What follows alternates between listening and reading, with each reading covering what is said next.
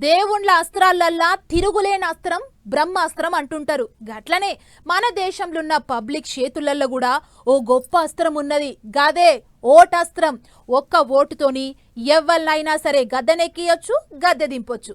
దేశాన్ని ఎటు కావాలంటే అటు నడిపియొచ్చు. అంత గొప్పది మన ఓటు.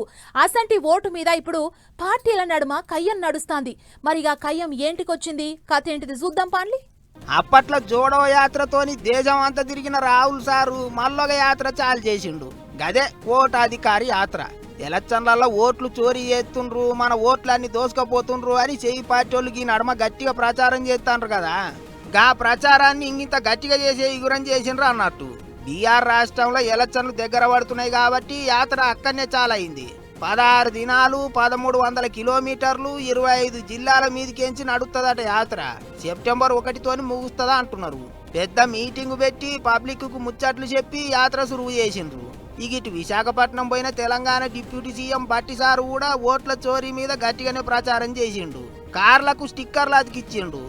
చెయ్యి పార్టీ వాళ్ళు ఎక్కడికి పోయినా పువ్వు పార్టీ వాళ్ళు ఓట్లు చోరీ చేసి ఎలక్షన్లలో గెలిచిండ్రు అన్నట్టు మాట్లాడుతుండేటాలకు కాషాయం లీడర్లు మస్తు గరం అవుతుండ్రు.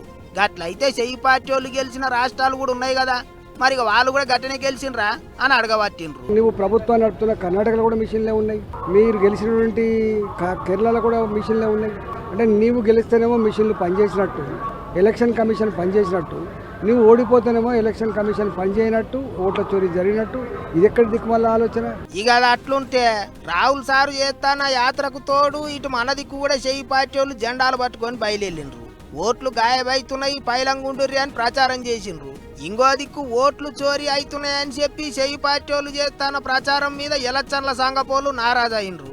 ఎలక్షన్ల సంఘాన్ని నలుగుట్లే నాదాన్ని చేస్తాండ్రు, మంచి పద్ధతి కాదన్నట్టు మాట్లాడిండ్రు పెద్ద ఆఫీసర్లు. మొత్తానికి గట్టిగానే నడుస్తుంది ఇప్పుడు పంచాది.